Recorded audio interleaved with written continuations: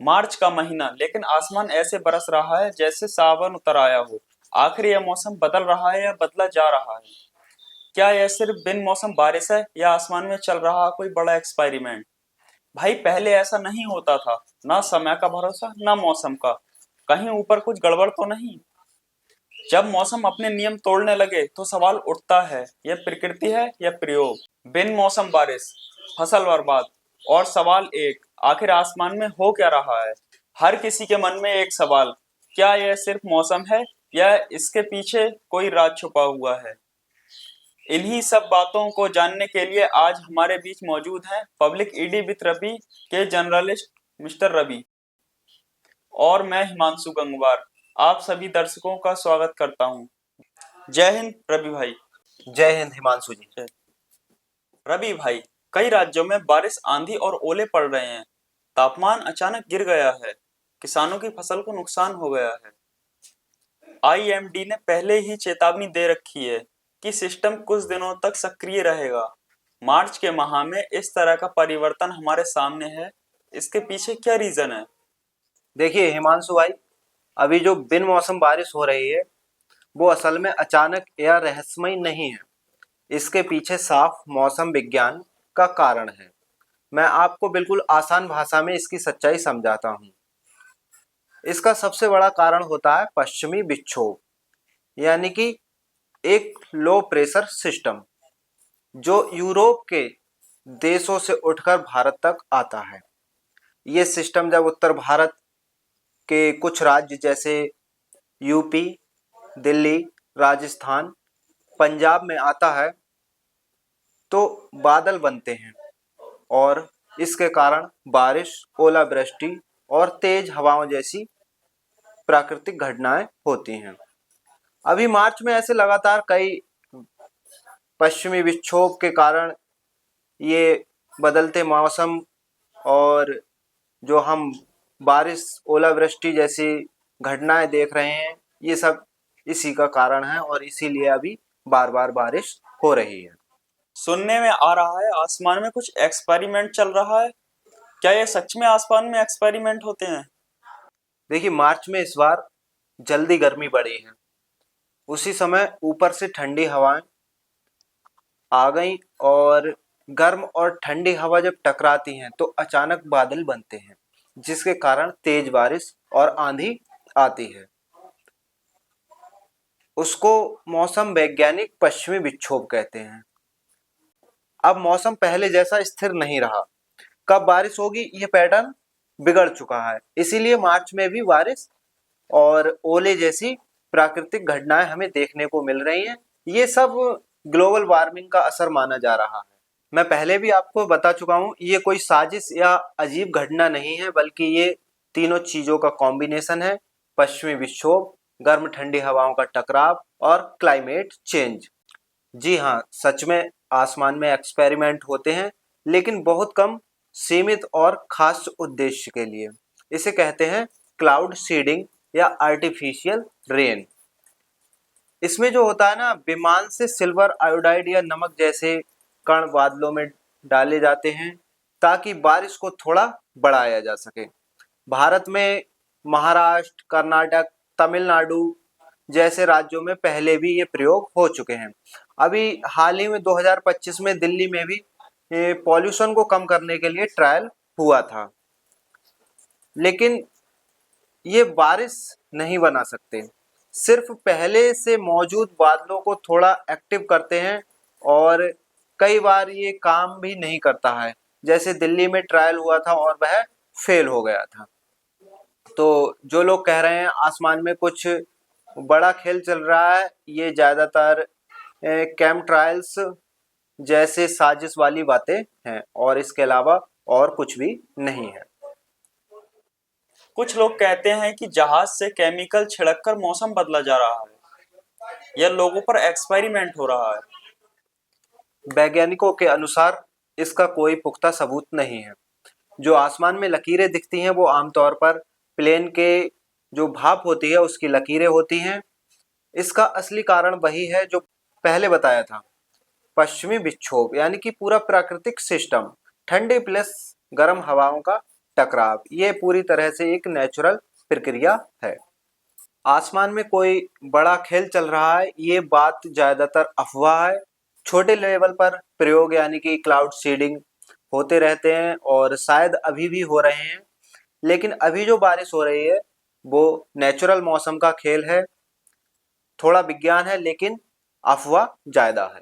फिर जो अभी बारिश हो रही है यह पूरी तरह नेचुरल प्रक्रिया है या कोई बड़ा गुप्त एक्सपेरिमेंट? भारत में ऐसा कोई एक्सपेरिमेंट नहीं चल रहा है, लेकिन ये भी सच है कि हाँ, आसमान में एक मतलब प्रोजेक्ट काम कर रहा है जिसका नाम है स्कोपैक्स। ये कोई सीक्रेट साजिश नहीं है बल्कि एक रिसर्च है जिसे हार्वर्ड यूनिवर्सिटी के वैज्ञानिकों द्वारा चलाया जा रहा है, लेकिन ये प्रोजेक्ट अभी पूरी तरह लागू भी नहीं हुआ है और भारत में ऐसा कोई एक्सपेरिमेंट नहीं चल रहा है। रवि भाई, यह स्कोपैक्स प्रोजेक्ट आखिर है क्या?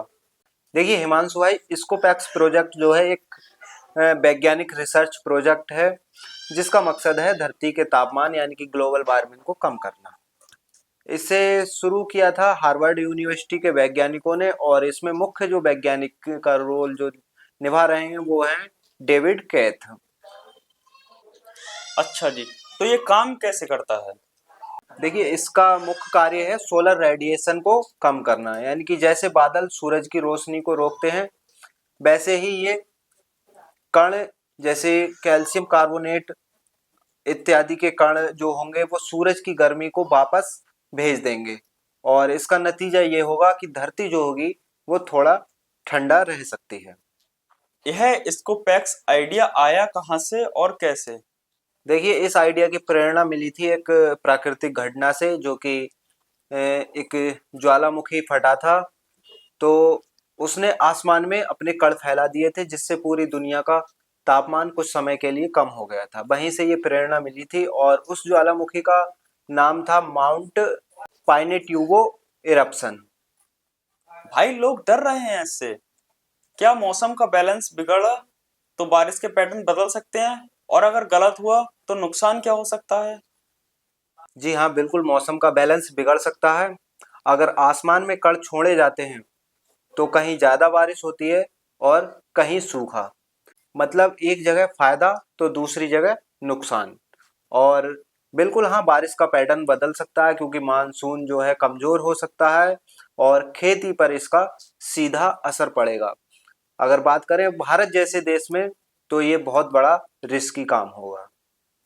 इससे ग्लोबल कंट्रोल का खतरा भी बढ़ सकता है और अगर कोई देश मौसम को कंट्रोल करने लगे तो वो अपने फायदे के हिसाब से मौसम बदल सकता है और दूसरे दो देशों का नुकसान भी हो सकता है। अच्छा, तो इस प्रोजेक्ट से क्या क्या नुकसान होने वाले हैं? देखिए अभी सीधे तौर पर वैज्ञानिकों ने इसके लिए कुछ नहीं कहा है, लेकिन अगर हम बात करें तो इसके कुछ नुकसान हो सकते हैं। जैसे आपने बात कही थी कि क्या मौसम बिगड़ सकता है, जी हाँ बिल्कुल, मौसम का बैलेंस बिगड़ सकता है, बारिश का पैटर्न बदल सकता है, खेती पर इसका सीधा असर पड़ेगा, मानसून कमजोर हो सकता है, कहीं ज़्यादा बारिश होगी कहीं कम बारिश होगी।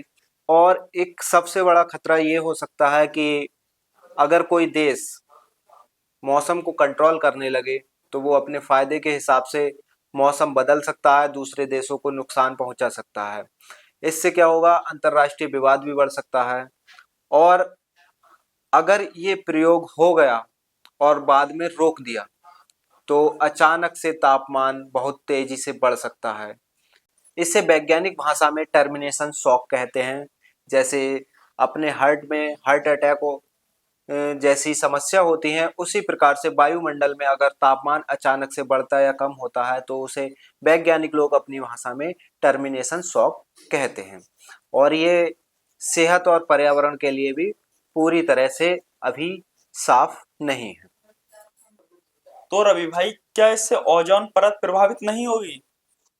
देखिए हिमांशु भाई, ये टेक्नोलॉजी आग से खेलने जैसी है, थोड़ा फायदा लेकिन गलती हुई तो बड़ा नुकसान। अगर बात करें ओजोन परत के प्रभावित होने की तो मैं कहता हूँ हाँ, असर पड़ सकता है लेकिन अभी पूरी तरह पक्का नहीं है, इसीलिए वैज्ञानिक खुद भी इसे लेकर सावधान हैं। अच्छा, तो क्या यह सूरज से मिलने वाली विटामिन डी में कमी आ सकती है? देखिए बहुत थोड़ी बहुत कमी हो सकती है, लेकिन बहुत बड़ी नहीं। अगर ये सही तरीके से किया जाए तो कोई कमी नहीं होगी।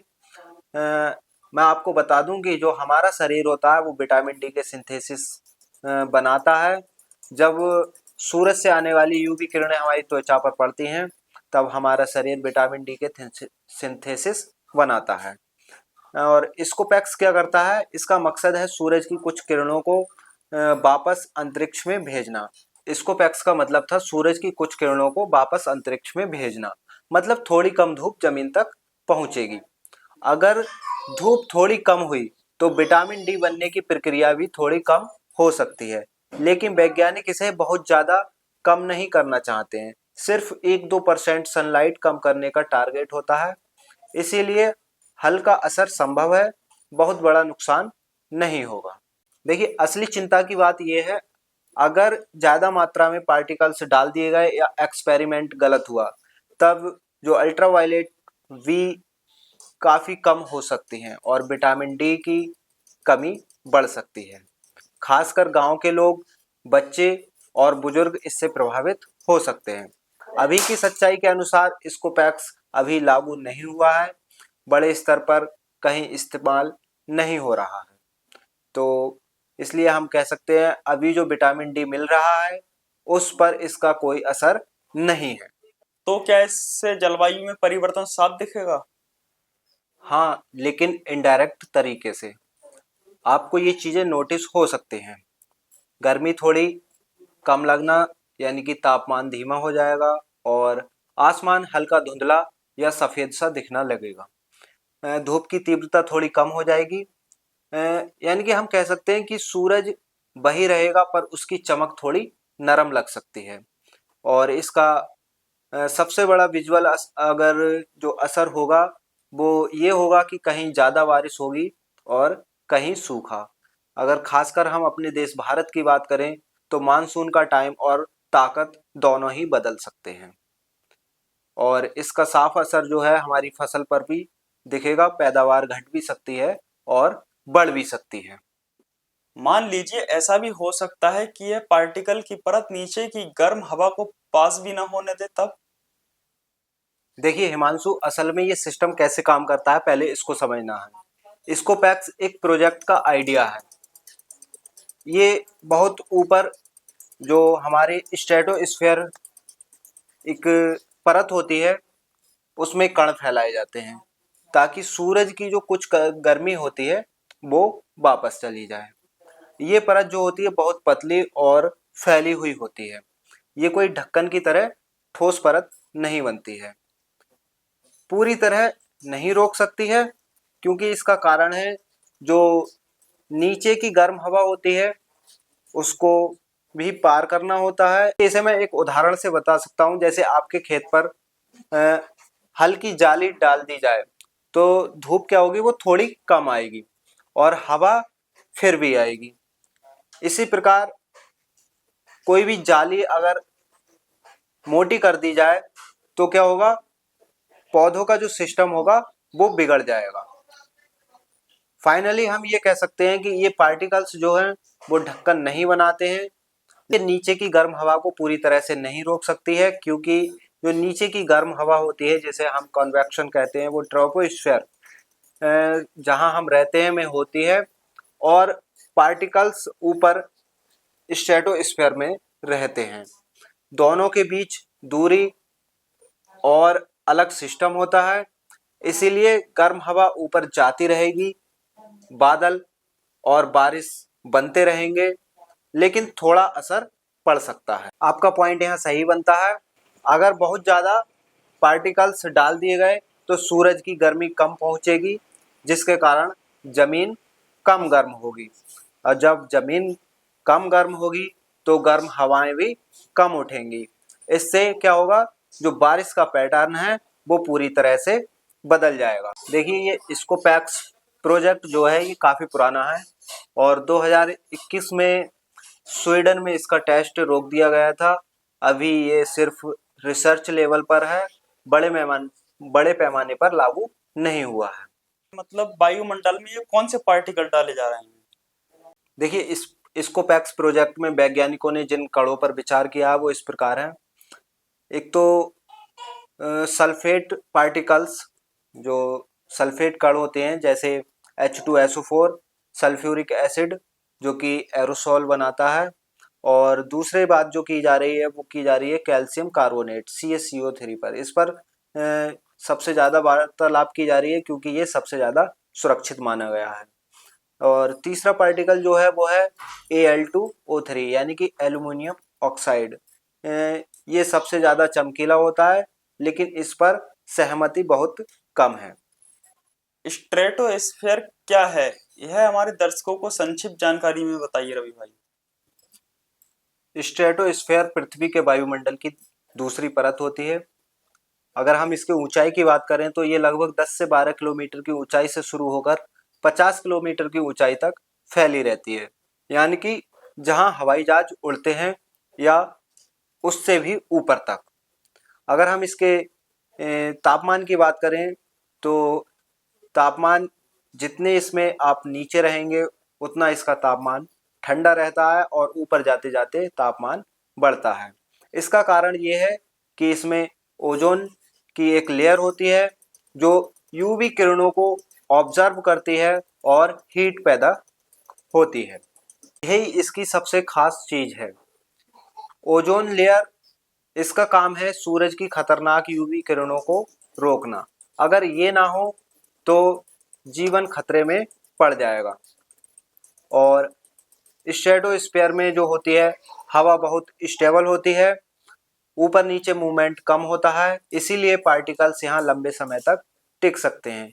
यही कारण है कि स्कोपैक्स प्रोजेक्ट जैसे प्रयोग सिर्फ स्ट्रेटोस्फीयर में ही किए जाते हैं। इसी कारण से जितने भी हमारे कॉमर्शियल फ्लाइट्स होती हैं अक्सर स्ट्रेटोस्फीयर के निचले हिस्से में उड़ती हैं। और अगर हम इसके कुछ महत्वपूर्ण तथ्यों की बात करें तो यहाँ ये हमें यूवी यानी कि अल्ट्रावायलेट किरणों से बचाता है, जिसके कारण पृथ्वी का तापमान बैलेंस रहता है और क्लाइमेट सिस्टम का अहम हिस्सा है। तो सुनने में आ रहा है कि इस प्रोजेक्ट का सबसे बड़ा असर ओजोन परत पर है, क्या यह सही है? अगर यह सही है तो इसका क्या असर होगा? देखिए हिमांशु जी, ये बिल्कुल सही बात है कि अगर ये प्रोजेक्ट किसी भी प्रकार से फेल होता है या पार्टिकल्स बहुत ज़्यादा मात्रा में डाल दिया जाता है तो ओजोन परत पर इसका सीधा प्रभाव पड़ेगा। और अगर हम बात करें कि इससे क्या असर पड़ेगा, तो अगर ओजोन लेयर अगर प्रभावित होती है तो जो सूरज से आने वाली अल्ट्रावायलेट किरणें जो ओजोन परत के द्वारा रोक दी जाती हैं वो सीधे सीधे हमारे त्वचा पर पड़ेंगी, जिससे कि स्किन कैंसर और आँखों की बीमारी जैसी बहुत ज़्यादा समस्या देखने को मिलेंगी और किसानों की फसल पर भी इसका सीधा प्रभाव देखने को मिलेगा। देखिए मैं एक बात आपको बताना चाहता हूँ, अभी बहुत ज़्यादा अफवाह में ये बात चल रही है कि बिल गेट्स के द्वारा एक स्कोपैक्स प्रोजेक्ट चलाया जा रहा है, जिसकी वार्तालाप अभी हम दोनों लोग कर रहे थे। और इस प्रोजेक्ट के बारे में जितनी भी जानकारी हमें मिली थी उसको हमने यहाँ पर साझा किया है। बहुत अच्छी जानकारी है, इसके क्या डिसएडवांटेज हैं और क्या एडवांटेज होने वाले हैं दोनों के बारे में इस वीडियो में बताया गया है। तो जो भी लोग इस वीडियो को देख रहे हैं वो आगे शेयर करें ताकि ये जानकारी देश के हर नागरिक तक पहुँचे और वह भी जान सकें कि स्कोपैक्स प्रोजेक्ट क्या है और इसे कहाँ से लागू किया जा रहा है, क्यों लागू किया जा रहा है और इसके हमें क्या असर देखने को मिलेंगे, इससे हमारे क्या नुकसान होंगे, क्या फायदे होंगे। इसी सब जानकारी को लेकर आज हम यहाँ पर वार्तालाप में थे और अब इस वार्तालाप को हम यहीं पर समाप्त करते हैं। तो दोस्तों आज की हम वार्तालाप यहीं पे समाप्त करते हैं। तो आपको अगर वीडियो अच्छी लगी हो तो लाइक करें और चैनल को सब्सक्राइब करें और कमेंट करें। मिलते हैं फिर किसी नेक्स्ट वीडियो में, तब तक के लिए जय हिंद, जय भारत।